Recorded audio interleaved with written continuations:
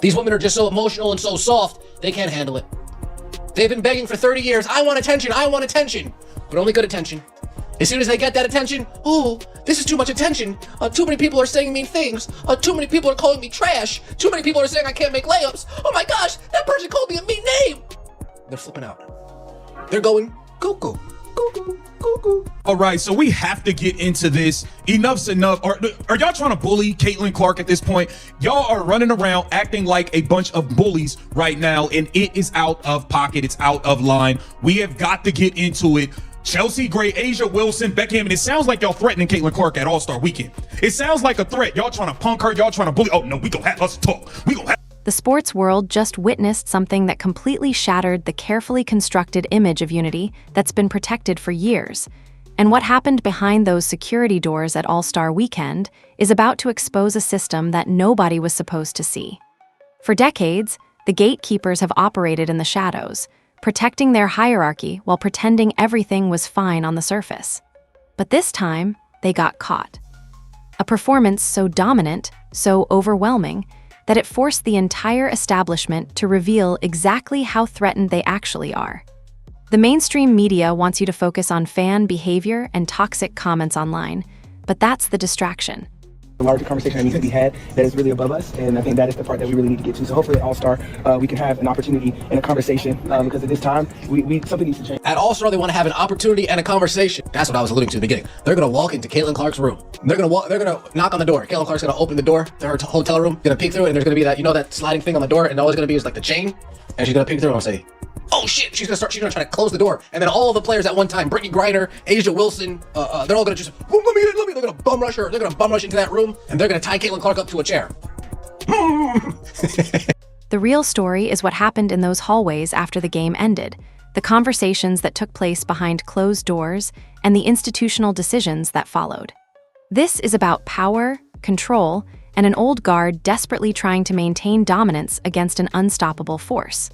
By the end of this breakdown, you'll understand why this moment represents the official death of an era and the beginning of something completely different. Let's get into it.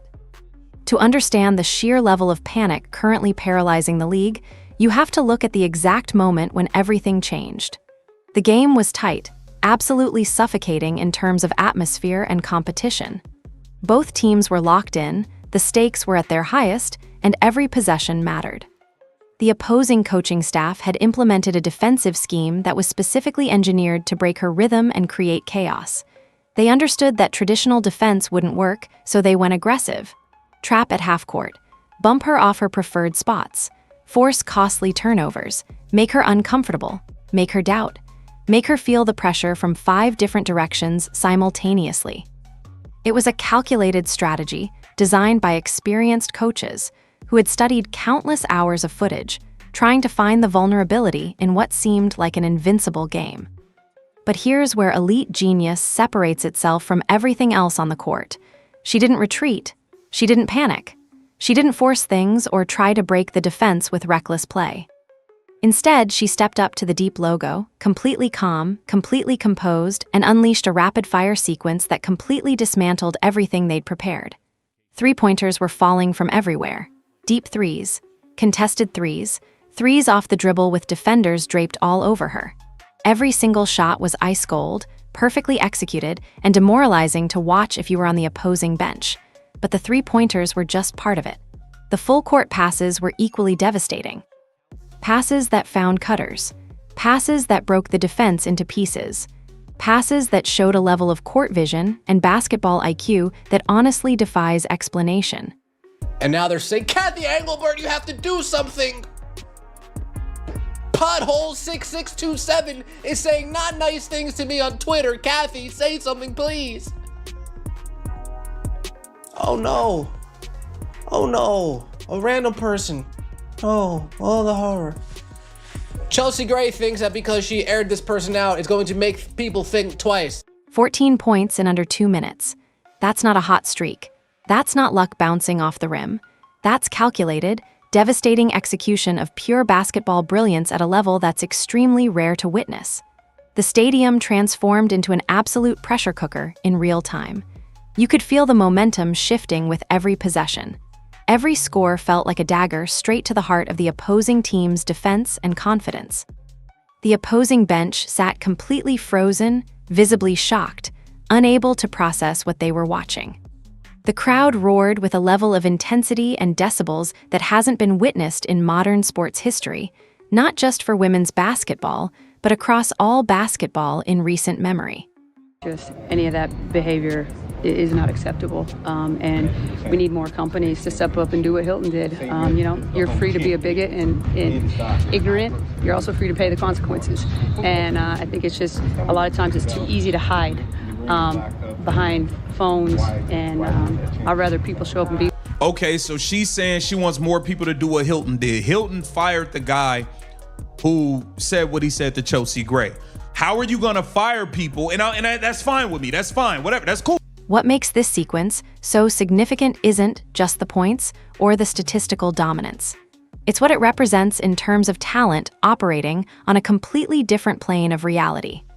Championship rosters were being dismantled by one player in under 120 seconds.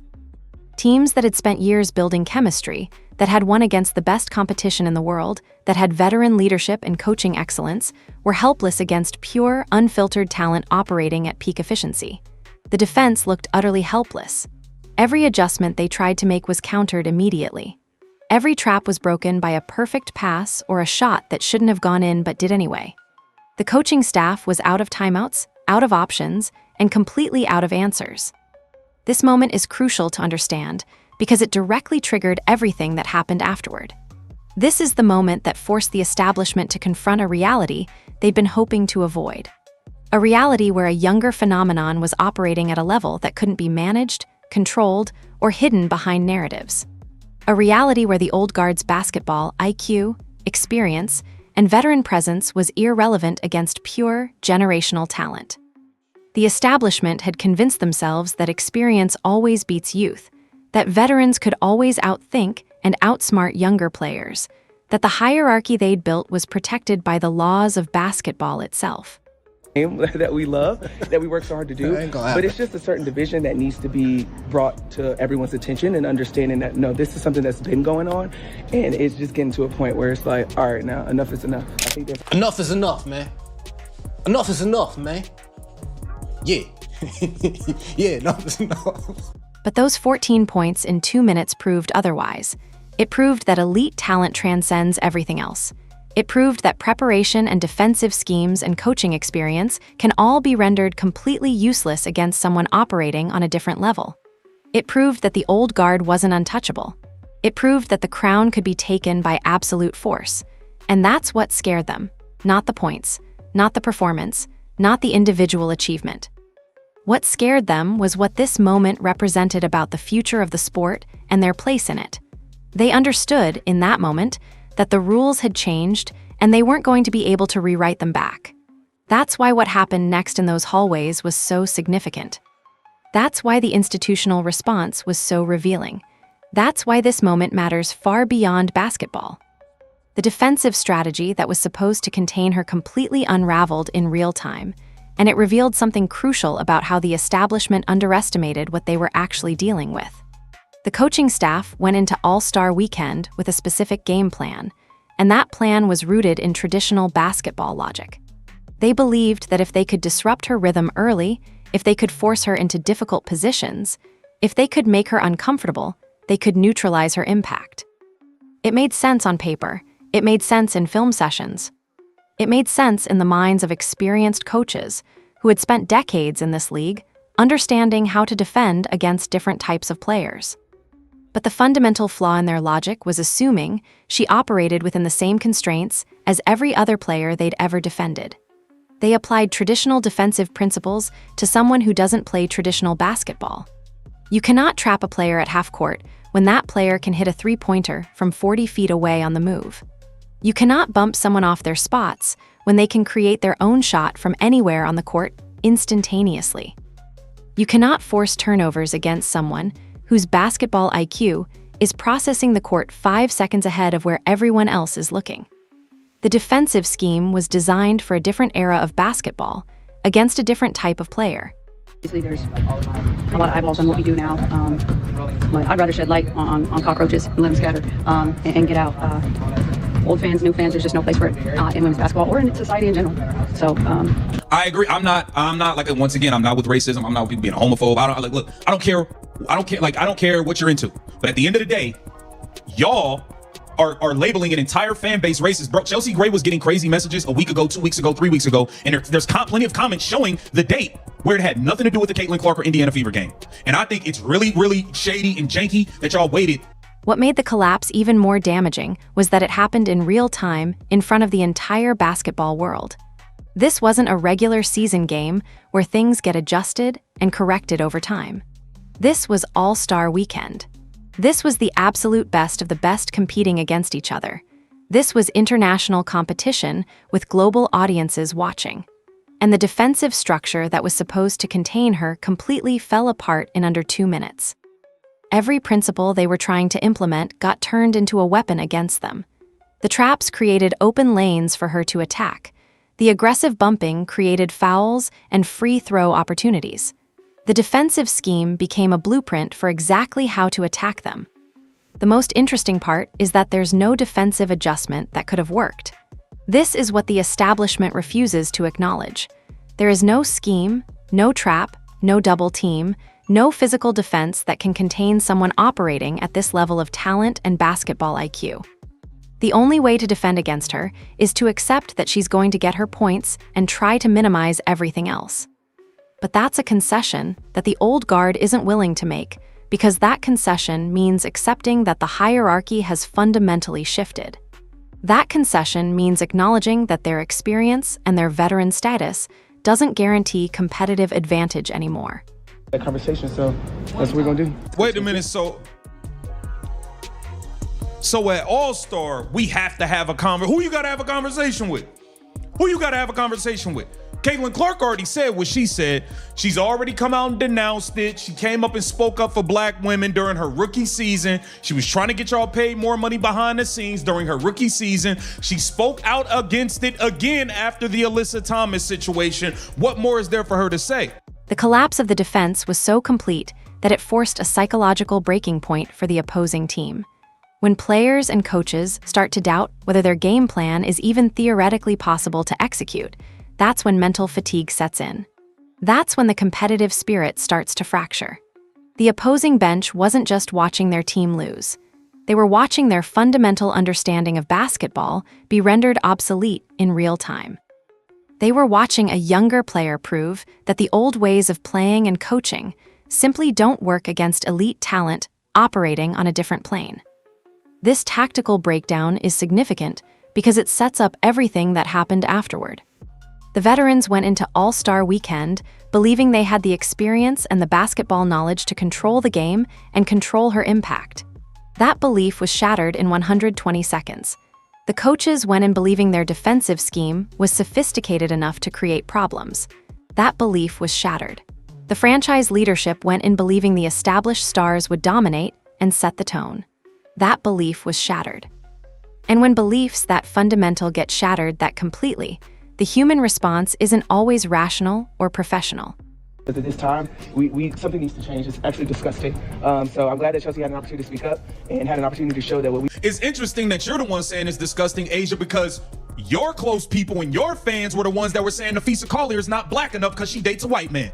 Those were your fans. Your fans. So I hope when you want to have this talk in this meeting, you address your fans. Your fans, when Nafisa Collier was winning the MVP race last year before she hurt her ankle, your fans were blasting her saying she's not black enough, she's dating a white man, and all of this stuff. What happened in those hallways afterward was the manifestation of that psychological breaking point. The veterans couldn't accept that their experience didn't matter. The coaches couldn't accept that their schemes were useless. The establishment couldn't accept that the rules had changed and they weren't in control anymore. So instead of accepting the reality of the performance and adjusting their understanding of the sport, they responded with aggression. They responded with confrontation. They responded by trying to use their institutional power to reassert control over a situation where they'd completely lost control on the court. The defensive collapse wasn't just a basketball failure. It was the catalyst for exposing what the establishment was really willing to do to maintain its hierarchy when that hierarchy got threatened. As the final buzzer echoed across the arena floor and the broadcast cameras were wrapping up their standard post-game coverage, the real war was just beginning behind those security doors in the corridors and hallways away from public view. The official narrative being pushed says that there were concerns about fan behavior and the need for a conversation about protecting players from online toxicity. But multiple reports emerging from inside the arena paint a completely different picture of what actually transpired during those post-game moments. Top league veterans, completely consumed by professional jealousy and unable to digest the sheer dominance they just witnessed on live international television, allegedly cornered her during the post-game walkout. Aja Wilson, visibly shaken and unable to contain her boiling frustration, reportedly confronted her directly in the hallway with an aggressive, hostile warning. The exact words were something along the lines of "we need to talk," but the tone was threatening, the body language was aggressive, and the context was unmistakable. This wasn't a friendly conversation between colleagues. This was a veteran player who'd just been completely outclassed attempting to reassert dominance through intimidation. It's just agreements or sometimes silence is that you just don't want to ruffle feathers, but then you're neglecting a certain population that's actually getting affected by it. So the ball is in their court. I've done my job. I will continue to do my job. My teammates will too. And it's all part of a bigger systemic racism issue that's how it shows up for us as Black athletes. The tension in that narrow hallway was so thick and palpable that stadium security teams and venue personnel had to step in immediately to prevent the verbal altercation from escalating into something physical. Think about that for a second. Security had to intervene because there was a legitimate concern that this could have turned into a physical confrontation. That tells you everything you need to know about the intensity and the hostility of what was being expressed. This wasn't a coaching moment. This wasn't constructive feedback between professionals. This was an aggressive confrontation where someone felt threatened enough to intervene physically. But what makes this situation exponentially more alarming and revealing is what happened next. Rather than the league office stepping in immediately to de-escalate the hostile behavior and condemn what was happening, rather than leadership demanding professionalism and sportsmanship, the institutional response was to provide backup and support to the veterans who had initiated the confrontation. That's the part that exposes the actual system that's operating beneath the surface. That's the part that reveals that this wasn't about protecting a player.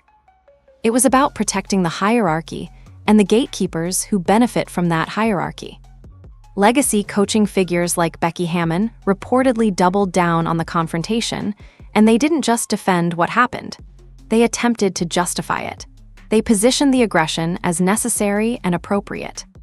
They supported the idea that the veterans had a right, even an obligation, to set boundaries and to send a message. The coaching staff didn't say, "Hey, this is unacceptable and we're going to address it immediately." They said, "Yes, this needed to happen." That institutional backing transformed what could have been isolated incidents of poor sportsmanship into an organized effort to use intimidation and aggression as a tool to maintain control. I don't think people quite understand that. I think they see us in uniforms and think, oh, you're just supposed to deal with it. Go for it. Absolutely not. We're still human. We are women that walk this world every single day, trying our best to get to the next level. So it's heartbreaking to see those things happen, but it's also heartwarming when you have a franchise that's behind you 100%. The leadership in that moment chose to protect the fragile egos of the established stars over the safety and professional environment of a player who just given the greatest performance in all-star history. They chose the hierarchy over merit. They chose protecting veterans over protecting someone who is being aggressively confronted by multiple players. That choice reveals everything about what the establishment's actual priorities are. It's not about the health of the league. It's not about player safety. It's not about professional basketball. It's about maintaining the power structure that's been in place for decades. What's particularly damaging is that this institutional support emboldened the veterans to believe that their actions were appropriate and justified. When leadership backs aggressive behavior, when coaches support intimidation, when the establishment provides cover, It sends a clear message about what behavior is acceptable and what the consequences will be for crossing certain people. And that message is about control, not about basketball. Her ankle, your fans were blasting her, saying she's not black enough, she's dating a white man, and all of this stuff. Your fans was being racist. Your fans been online being racist toward Caitlin Clark. I hope you got something to say about your damn fans. I hope so. We've been going through, and we're going to continue to go through until we have that conversation. So that's what we're going to do.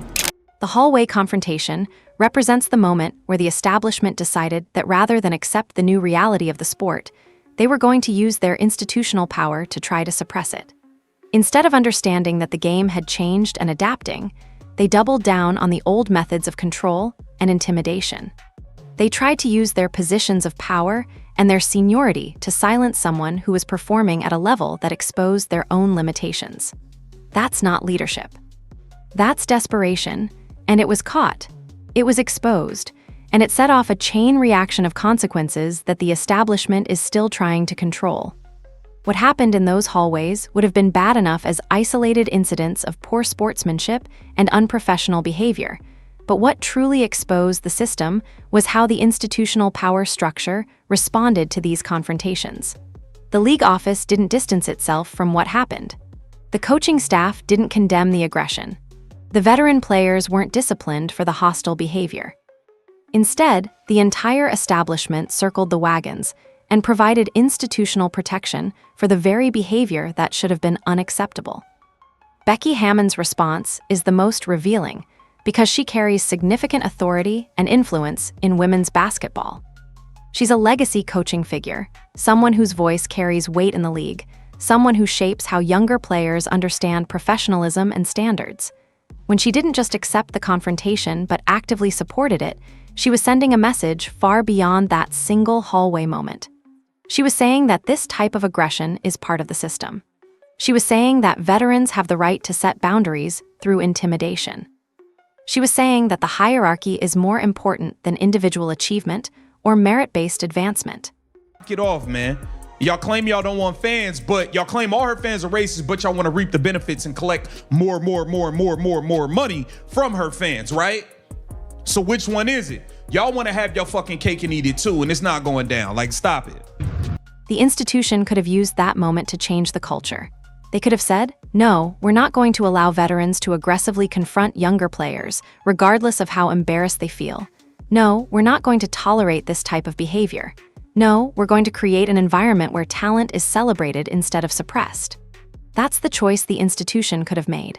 That's the leadership opportunity that was right there. Instead, they did the opposite. They protected the gatekeepers. They provided institutional cover for the aggression. They signaled that maintaining the hierarchy was more important than anything else.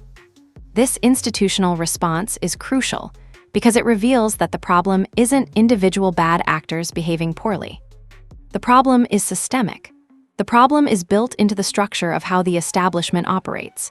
When leadership backs aggressive behavior instead of condemning it, when coaches support intimidation instead of denouncing it, when the league office remains silent instead of taking action, that's not a series of mistakes.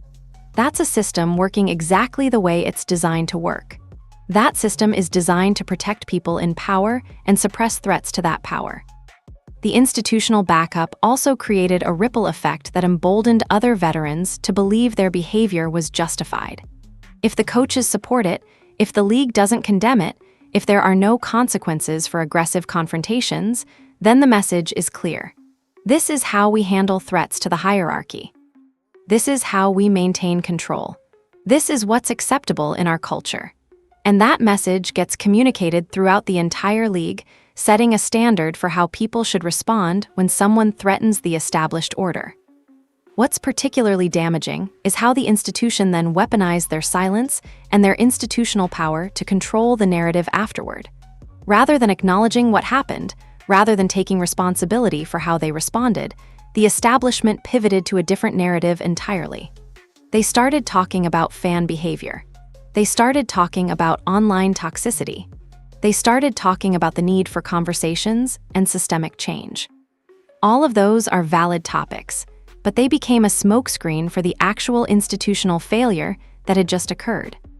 The institution was essentially saying, yes, We protected the veterans who aggressively confronted a younger player. Yes, we provided institutional backing for that aggressive behavior, but the real problem is fans on Twitter saying mean things. That's not accountability. That's deflection. That's using your power to redirect attention away from what actually happened behind those closed doors and toward a narrative that you can control. This institutional response also reveals the double standard that's operating within the system. When fans engage in toxic behavior, the response is immediate, loud, and unforgiving. Players go on social media and call out specific fans. Sponsors get involved. The league investigates.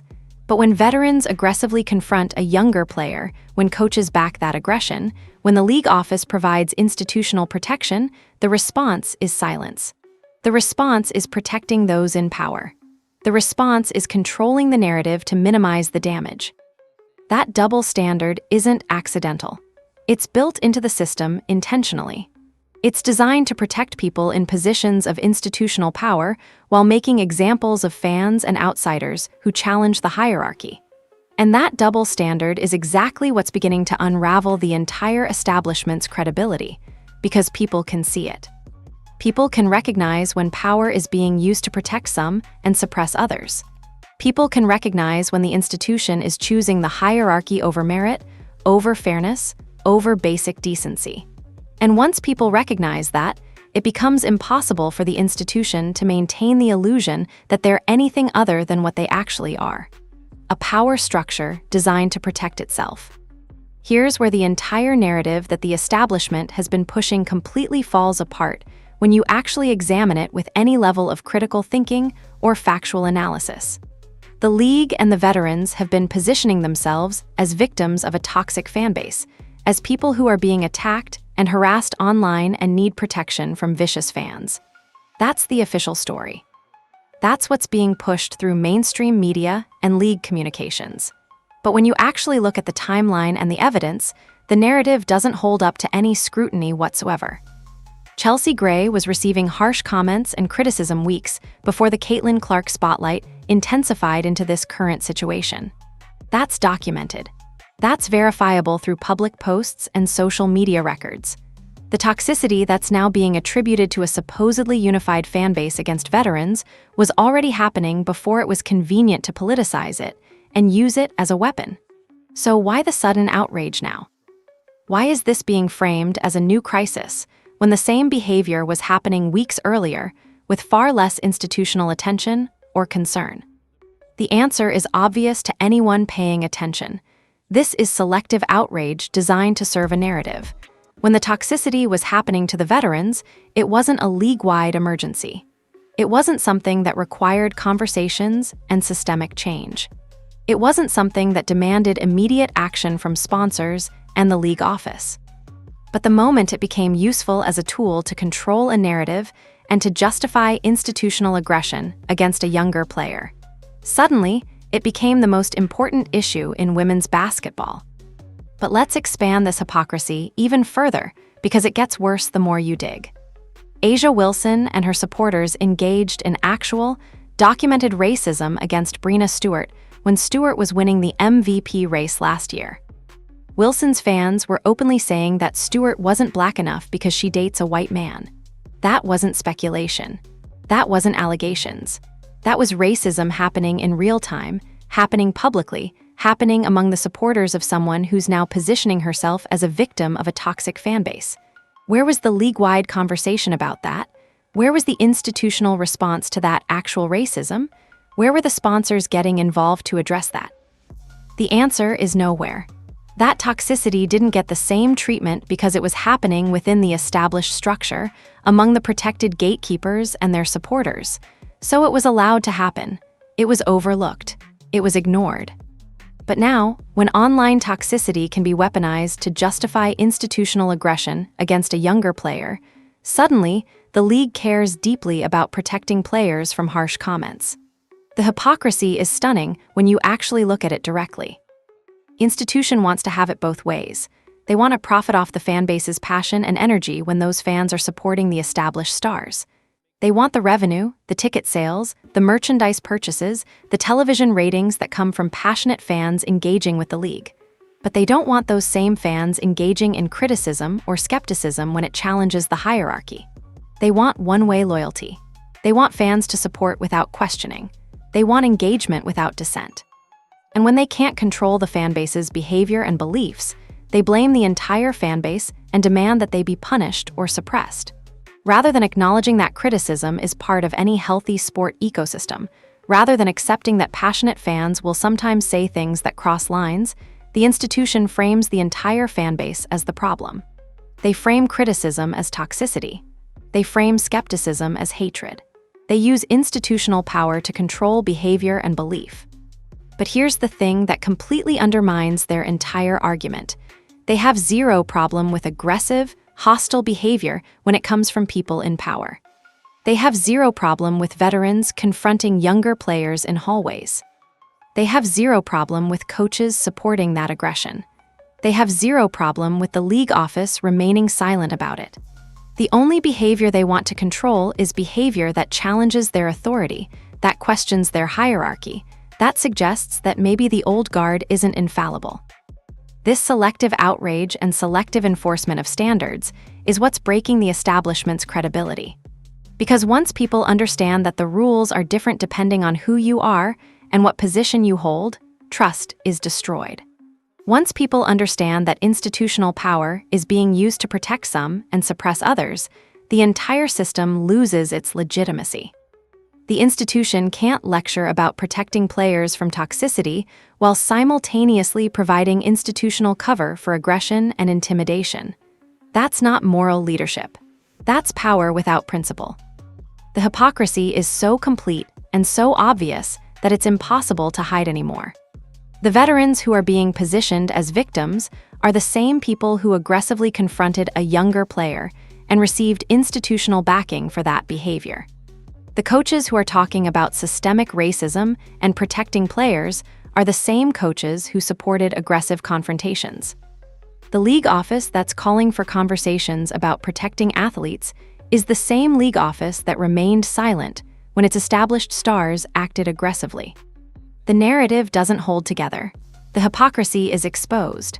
And that exposure is what's going to ultimately force change, whether the institution wants it or not. The corporate strategy that's been operating in women's basketball for years is now completely collapsing under the weight of its own fundamental contradiction. And the numbers don't lie about who's actually responsible for the league's financial success and growth. For the entire history of women's professional basketball, the establishment has been trying to grow the league by investing in legacy stars, building around veteran players who have been in the system for years, protecting the hierarchy and making sure that power remains concentrated in the hands of the old guard. But something changed. Something shifted the financial center of gravity of the entire enterprise in a way that the institution never expected and fundamentally cannot control. Every single financial metric that matters in professional sports started pointing in a new direction. Attendance numbers are breaking records. Television ratings are shattering previous highs. Merchandise is flying off the shelves. Social media engagement is through the roof. And every single one of those metrics is directly, undeniably tied to one player's name and one player's presence.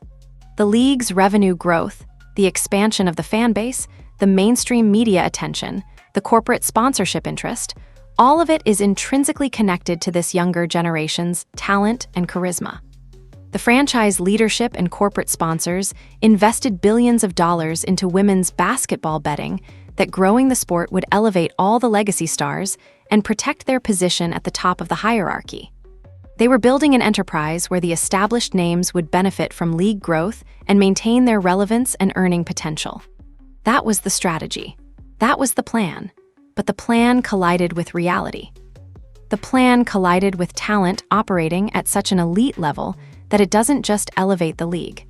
It completely restructures where the value actually is. Now the old guard is watching their relevance diminish in real time, while a younger player's relevance is expanding exponentially. Now the established stars are watching merchandise sales shift toward a different name. Now the franchises that invested in legacy contracts are watching the financial center of gravity shift in a direction they can't control. The parasitic strategy that the institution has been operating under for years was to leverage newer talent and emerging superstars to grow the entire brand while maintaining power and institutional control.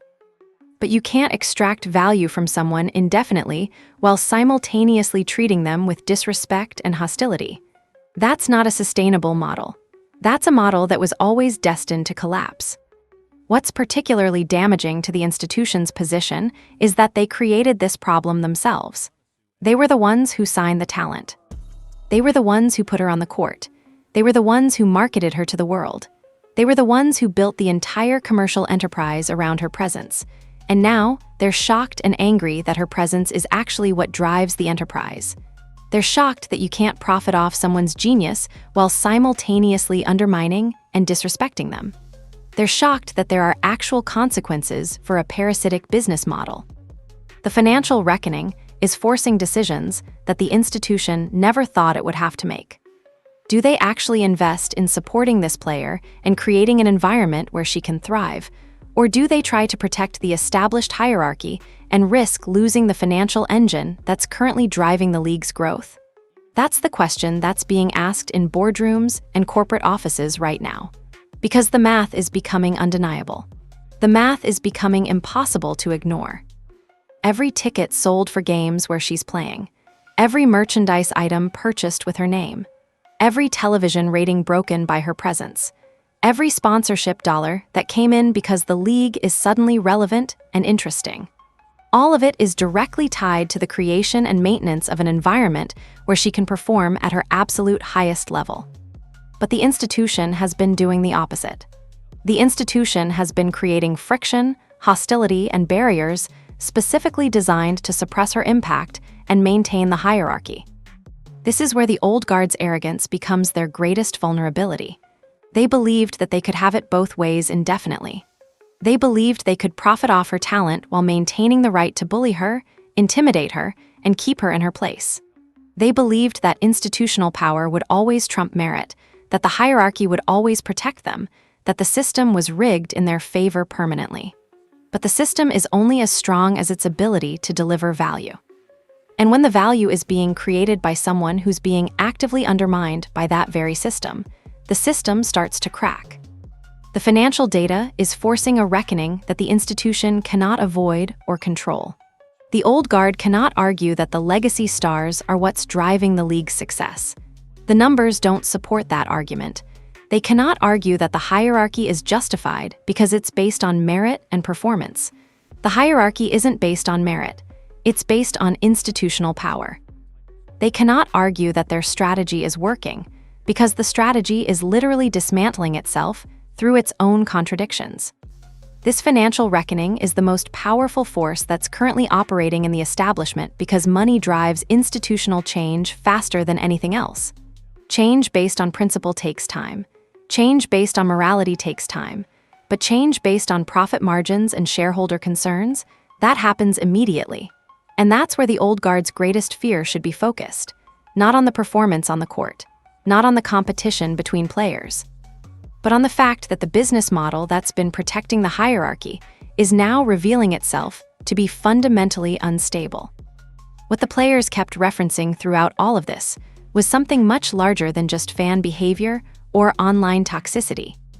They kept hinting at a bigger system, something deeper that goes far beyond basketball and affects how they move through the world every single day as Black women in professional sports. That systemic issue is the part that the institution desperately wants to avoid discussing, because it requires acknowledging something that goes to the core of how the establishment actually operates. The same dynamic that's playing out in women's basketball right now, the same gatekeeping, the same protection of hierarchy, the same aggressive response to threats against power, that's not unique to women's basketball. That's the operating system of the entire sports establishment, the entire corporate world, and honestly, the broader system that we're all living in. When people who have been in power for a long time start to feel threatened by someone emerging from outside the established structure, the instinct isn't to celebrate merit. The instinct is to suppress it. The instinct is to use every tool available to maintain control and hierarchy. the league office remained silent about the hallway confrontation. That silence wasn't an oversight. That silence was institutional agreement. That silence was the leadership saying, "We understand why this happened, and we're not going to interfere with how you maintain your position in the hierarchy." That's how systems perpetuate themselves. Not through explicit rules or obvious discrimination, but through institutional silence, through the protection of people in power, through the understanding that certain behavior is acceptable when it comes from the right people maintaining the right hierarchy. And the players who were involved in the confrontation, they knew they had that institutional backing. They knew that there would be no consequences for their aggressive behavior. They knew that the league would frame the situation differently to the public. They knew that institutional power would protect them. That knowledge is what emboldened them to act aggressively in the first place. You don't confront someone in a hallway unless you're fairly confident that your position and your institutional backing will protect you from any real consequences. And they were right. That's exactly what happened. This is the systemic issue that goes beyond basketball. This is about how institutions function when they feel threatened by change, when they feel threatened by merit that emerges from outside the established power structure, when they feel threatened by someone who might rewrite the rules that have been protecting them for years. The institutional response is always the same. Protect the people in power, control the narrative, frame the threat as the problem, and use every tool available to suppress and intimidate. And it works until suddenly it doesn't. It works until the evidence becomes too obvious to hide. It works until the contradiction between what the institution is saying publicly and what it's doing behind closed doors becomes too glaring to ignore. It works until enough people are paying attention that the institution can no longer control the narrative. That's where we are right now. That's the turning point. This All-Star Weekend moment is the inflection point where the system proved it cannot coexist with talent operating at this level without resorting to aggression and intimidation. This is the moment where the public got a glimpse behind the curtain and saw exactly how the institution functions when its hierarchy is threatened. This is the moment where the contradiction between the league's stated values and their actual values became undeniable. The institution was asking players to celebrate diversity and inclusion while simultaneously providing institutional backing for aggressive confrontations against a younger player. The institution was talking about protecting women in sports, while the leadership was remaining silent about aggressive behavior from powerful veterans. That contradiction is what's going to force change. Because once the system is exposed, once people understand how it actually operates beneath the surface, trust is destroyed. And an institution without trust is vulnerable. An institution without trust cannot use institutional power as effectively because people stop believing in the legitimacy of that power. An institution without trust has to change or accept irrelevance. The turning point is significant because it represents the moment where the old guard lost the narrative control they'd been maintaining for years. They can't frame this story the way they want to because too many people saw what happened. They can't hide the institutional backing they provided because it's been documented and discussed publicly. They can't maintain the illusion of unity and professionalism because the illusion shattered in real time in front of the entire basketball world. What happens next will determine whether women's basketball evolves into a merit-based system where talent is celebrated regardless of when it emerges and who it comes from, or whether the institution doubles down on protecting the hierarchy and risks losing the financial and cultural momentum that's been built. That's the choice. That's the reckoning. And this All-Star Weekend moment is the catalyst that's forcing that choice to be made whether the establishment wants it or not. The crown has been taken by absolute force, and no amount of institutional maneuvering or narrative control is going to put it back on the heads of the old guard. This is the part that the establishment is still struggling to accept because it fundamentally challenges everything they've built their identities and careers around. For decades, the message was clear: experience matters, seniority matters, time in the league matters, respect the veterans, follow the hierarchy. The system works, and it's designed for the benefit of those who came before. But all of that became irrelevant in 2 minutes of basketball. All of that was exposed as secondary to actual talent and merit when someone operates at a level that simply cannot be contained by the old rules. And that's not something the establishment can fix through conversations or systemic change initiatives or institutional response. That's something that's now part of the permanent record of sports history. This is what generational talent looks like. This is what happens when elite performance meets elite talent. This is what the future looks like, and the old guard is going to have to accept it whether they like it or not. The question that's being asked now in the highest offices of the WNBA and in franchise headquarters isn't whether the old system can survive. The system is already cracking. The question is what gets built to replace it. Does the institution actually evolve into something that celebrates and supports elite talent regardless of when it emerges, or does the institution try to suppress and control it and slowly implode from the internal contradiction? That's the actual choice. That's what's being decided in these emergency meetings and late-night corporate discussions. The economic data has made the choice incredibly clear. The attendance figures show where fans want to spend their money. The television ratings show where eyeballs are focused. The merchandise numbers show what people are willing to purchase. The social media engagement shows where the cultural conversation is happening. All of it is pointing in the same direction. The new era isn't a possibility anymore. The new era is already here. The only question is whether the institution is going to accept it and adapt, or whether the institution is going to resist and risk becoming irrelevant to the very sport it's supposed to be leading. History does not ask for permission.